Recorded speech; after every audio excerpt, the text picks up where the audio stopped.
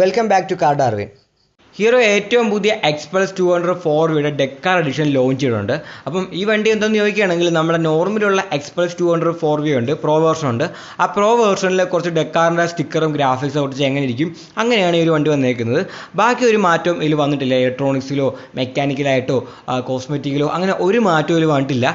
ടാങ്കിൽ നോക്കുകയാണെങ്കിൽ ഒരു ഡെക്കാർ എന്ന് പറഞ്ഞൊരു ലോഗോ കാണാൻ പറ്റും. അതേപോലെ തന്നെ ഡെക്കാറിൻ്റെ കുറേ ഗ്രാഫിക്സ് കൊണ്ട് ടാങ്കിൽ വന്നിട്ടുണ്ട്, ടെയിൽ സെക്ഷനിൽ വന്നിട്ടുണ്ട്, സിംഗാമിൻ്റെ അവിടെയൊക്കെ വന്നിട്ടുണ്ട്.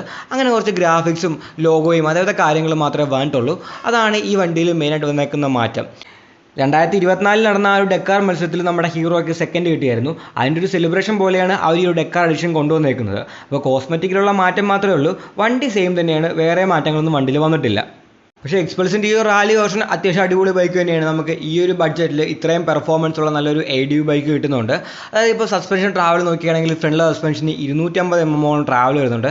റിയറിലെ മോണോഷോക്ക് നോക്കുകയാണെങ്കിൽ 220 mm ട്രാവൽ വരുന്നുണ്ട്. 270 mm ഗ്രൗണ്ട് ക്ലിയറൻസും ഈ ഒരു വണ്ടിക്ക് വരുന്നുണ്ട്. എത്ര ടഫായ സിറ്റുവേഷനിൽ കൂടെ നമുക്ക് ഈ ഒരു വണ്ടി കൊണ്ടുപോകാൻ പറ്റും. പക്ഷേ ഇതിൻ്റെ വിലയാണ് ഇത്തിരി കൂടിപ്പോയത്. അതായത് നമ്മുടെ നോർമലുള്ള ആ ഒരു പ്രോ വേർഷനെക്കാളും ഏകദേശം 3000 രൂപയോളം ഈ ഒരു ഡെക്കാർ എഡിഷന് കൊടുക്കണം. അതായത് 1.67 ലാക്കോളാണ് ഈ വണ്ടിക്ക് എക്സ് ഷോറൂം പ്രൈസ് വന്നേക്കുന്നത്. അതായത് കുറച്ച് സ്റ്റിക്കർ ഒട്ടിച്ചതിന് അവർ നമ്മളോട് 3000 രൂപയാണ് ഇപ്പോൾ ചോദിക്കുന്നത്.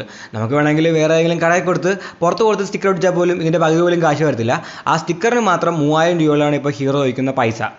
ഏറ്റവും പുതിയ എക്സ്പൾസ് വരാൻ പോകുന്നവരെ നമുക്ക് എല്ലാവർക്കും അറിയാവുന്നതാണ്. അത് 210cc single cylinder liquid cool എഞ്ചിനാണ് വരാൻ പോകുന്നത്. നമ്മുടെ കരീസ്മഡ് എഞ്ചിനായിരിക്കും ആ ഒരു എക്സ്പൾസിൽ ഉണ്ടാകുക.